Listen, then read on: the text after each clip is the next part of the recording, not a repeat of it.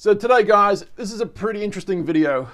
If you're into trains, or even maglev trains, because that's what we're going to be talking about today.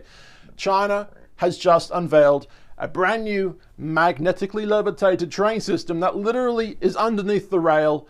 And oh, if the power goes out, don't worry, it's going to continue floating without power. This is pretty interesting stuff. We want to talk about this new technology, plus some comparisons to the wheeled versions and a little bit about other maglevs around the earth, the world. If that sounds fun, guys, 4 videos a week. Come give us a subscribe, because show the love. Show the love. All right. All right. Show the love, guys. Now, if you want to know all about every single maglev train currently working on Earth right now, as of last year, go check out this video. All maglev lines in commercial operation 2021. Very interesting video. In fact, why are you still watching me? Go check out that video. That video is, no one can beat that video. That video is just incredible. Top marks to the guy who made it. You can watch my video first if you want, but I'm just saying, you know, after me, go check him out. All right. Now, of course, there is a maglev Wikipedia page talking all about the technology, the different brands that are making them, and of course, the different countries that are, you know, building these things. Right now, of course, it costs a lot of money, to build maglev. But if you do, and if you have the money and the resources to do it, you're basically assuring yourself a better future for your people that are using it, because it is a great technology. Now, the 3 main countries that are using this technology so far: Japan, China, and South Korea. Now, Germany had something called the Transrapid, which ended up becoming Shanghai Maglev. Shanghai kind of bought that technology, and even England have delved into, the United Kingdom have delved into magnetically levitated technology in the past. So, but yeah, the 3 ones that are commercially used are Germany, China, and South Korea. But now, talking about China's brand new Sky Train, this thing doesn't need power to levitate on a magnetic track. This is pretty interesting, right? So we'll quickly zoom in a little bit, and we'll read a little bit, and then we'll show you the video, right? So China's latest boundary-pushing train doesn't need electricity to run, apparently. The country just unveiled Red Rail, the world's first suspended maglev train, reports the South China Morning Post. Now, unlike other similar trains, it uses permanent magnets instead of electromagnets, allowing it to levitate on its track even without a power source. Pretty cool, I know. I would like to travel on this someday. Red Pill is located in this city, in this province, in southern China. I'm sorry, I'm going to butcher the words, so I'm not even going to bother. The experimental train rides along a track suspended 33 meters in the air by a steel structure, and it looks just like any other elevated maglev train, only of course flipped upside down. Instead of riding on top of the track, it travels underneath it, landing some to dub it the Sky Train. So let's just quickly look at the video, and like I said, we're going to show you some comparisons, some other versions that look like this that actually aren't maglev. There's a thing in Germany, you may know what I'm talking about, not maglev. Anyway, let's get this video to play right now. There we go. Okay. The new train in China can levitate forever without a power source, apparently. The experimental Red Rail is the world's first suspended maglev. The train, if I can get rid of these pop-ups, the train successfully completed its first test runs in, once again, those parts of China. That part of China. Maglev technology in the past has, you know, you guys are just putting on too fast. How am I supposed to read it? The new system uses magnets with rare earth elements to create a constant repelling force. Very, very cool. That can lift a train with 88 passengers and keep it floating even without power. Those people look impressed, and I'm telling you, if I was there, I would be impressed too. During test runs, the carriages moved at a maximum speed of 80 kilometers per hour or 50 miles per hour. How cool does that look? The railway operates about 10 meters or 33 feet above the ground. You guys can read that if you want.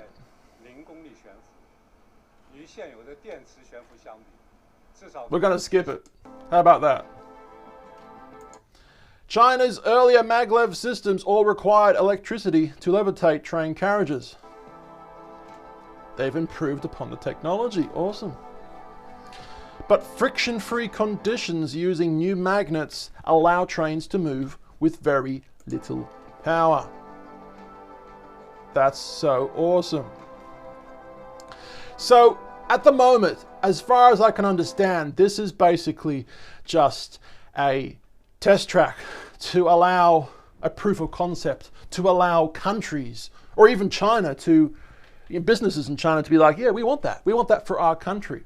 Now, I probably am going to get into this a little bit later into the video, so if you guys could remind me about that. I'm not sure how you're going to do that, but if you could remind me about that, I've got to tell you guys something. We are filming these videos live, guys, not really edited at all, okay? So, okay, well, there's this new technology. Now, this technology reminds me of this. There's this place in Germany, and I'm probably going to butcher the name, but we're going to make it spell for us. Wuppertal. Wuppertal. Wuppertal-Schweben. Wuppertal-Schweben. This thing has been in operation for over 100 years. Now, obviously, this is not maglev. 13.3 kilometers long, which is extremely impressive. My goodness, 121 years old.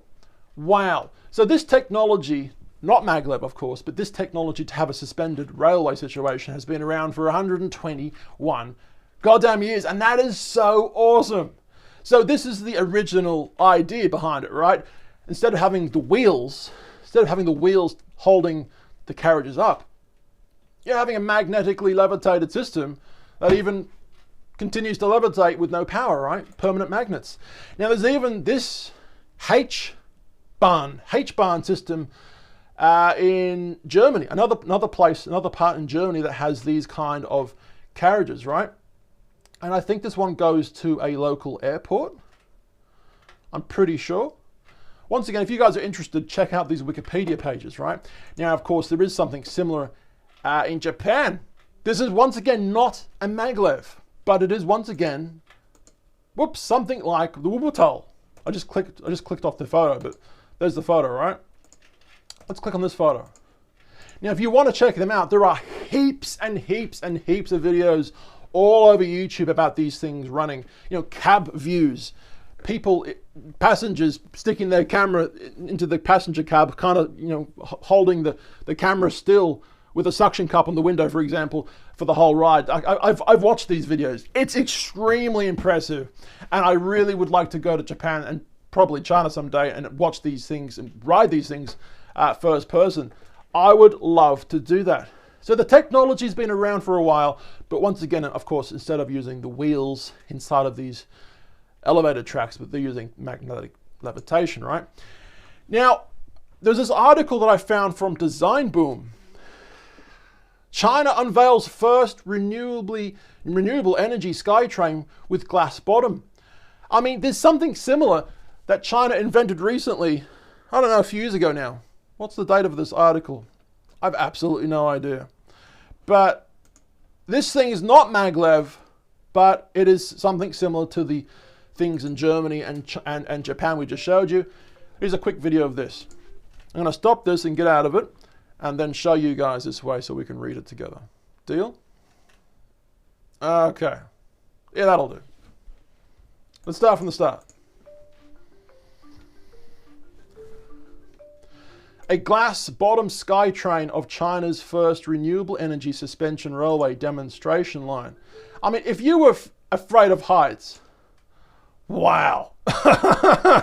If you were afraid of heights, I mean, you're not going to like this. It was rolled off in that city, right? Gosh, that is so cool.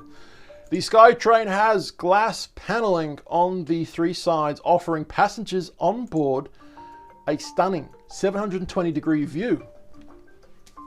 The maximum capacity of one carriage is 120 people, which is not too bad actually. That's pretty good.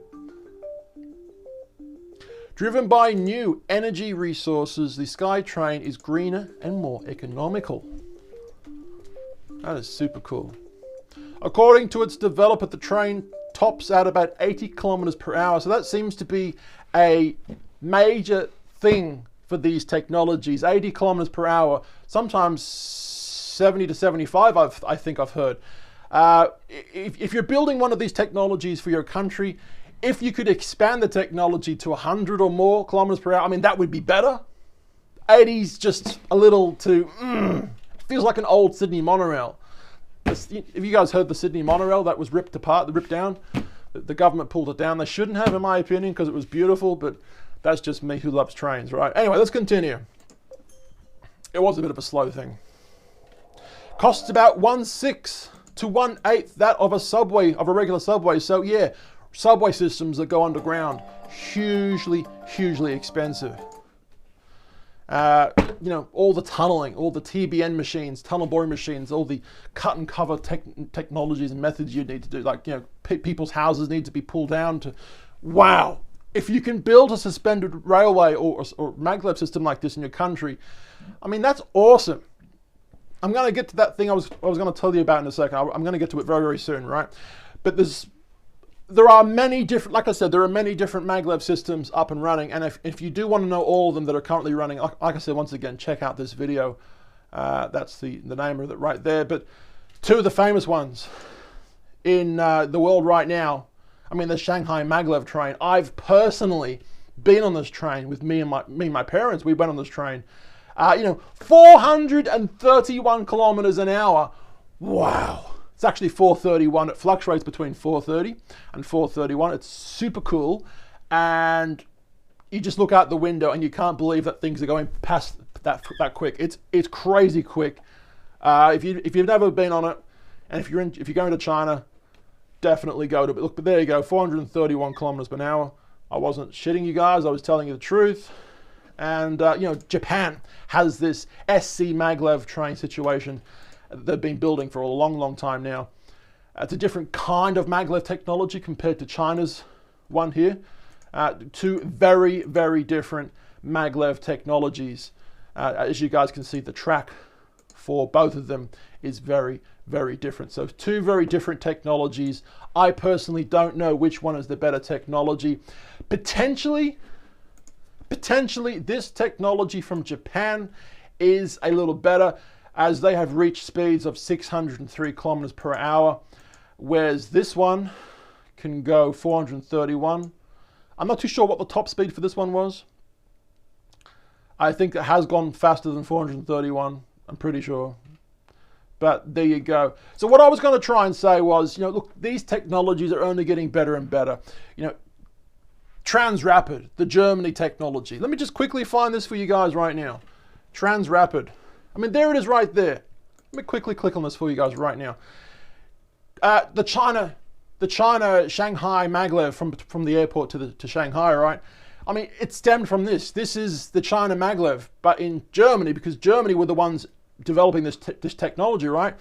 I mean, there is so many different companies out there, such as this one, or China's one, or Japan's version. And there's so many different technologies with these different companies.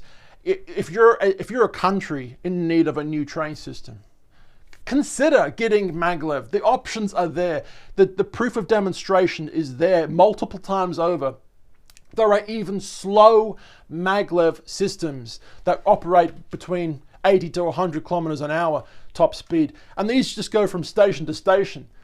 Instead of having a normal passenger train, you can actually have a maglev train just going from station to station. Now, I'm not too sure how good that is compared to a fast system or a normal subway system. Like, why would you go down the path of a normal speed maglev? Well, let me try and find one if I can find one. There's the Birmingham International Maglev. So that was the England version from many years ago. But look, this one right here, probably that one right there. We'll go back to it. This is the South Korean airport maglev. I mean, this is a slow line. When you think of maglev trains, you think of, This isn't that. Okay, this is a slow, 80 to 100 kilometer top speed. Now, I don't know how good that is compared to a normal train with wheels, but I'm guessing the lifespan may be even better than a normal train with wheels, right? A subway train, all right? There'd be, no moving parts. There'd be no moving wheels, no brake pads to constantly repair. I mean, there's nothing touching the track. This is floating, right? So the repairability would be less. How do I say it? It would be more repairability. How would I say it? I can't even think of the word right now. It would stand the test of time longer because there's less friction, there's less things moving. It's easier to fix because there's less problems. Am I making any sense? So the technology exists for slow or fast moving situations. If you're a country, like I said, looking to buy yourself a new system, look out there. Look out there for different technologies other than the ones that you're used to, because they're only getting better and better. We even made a video about another China maglev that was introduced probably 6 months to a year ago now. They claim this new maglev train in China, which hasn't been built yet. It has, but it's just a test thing, right? They reckon this thing can do 600 kilometers per hour. So the technology is only getting better and better. And when you compare it with railed infrastructure, yes, railed infrastructure is more of a standard. All right, it's more of a go-to technology, obviously. But if you're willing to pay the extra bucks for something like this, I mean, you'd really benefit your country, your town, your city, if you put it in the right area and it went to those right locations. Let me know in the comments what you think about maglev technology in general. And if you really do believe in this technology, ask your politicians. Send letters to your government officials in charge of these rail infrastructures or whatever in your country. Ask them to look into maglev, because the technology is only getting better. And I personally love the technology, and I think it's obviously the way of the future. Let me know in the comments down below what you think. We're on both these channels, channel 2 and of course channel 1, where we have almost 25,000 subscribers over there. Those social medias at Tallboy Gareth. Honestly, because I live in Sydney, Australia, I really, really hope one day, soon, fingers crossed, toes crossed, I really hope someday soon that they ended up building a maglev system here, potentially between Sydney to Melbourne, Sydney to Brisbane, Melbourne to Brisbane. I mean, it's not going to happen probably for a long, long, long, long time, but it probably will happen at some point. I hope it happens soon. Let me know what you guys think. Anyway, see ya. Bye.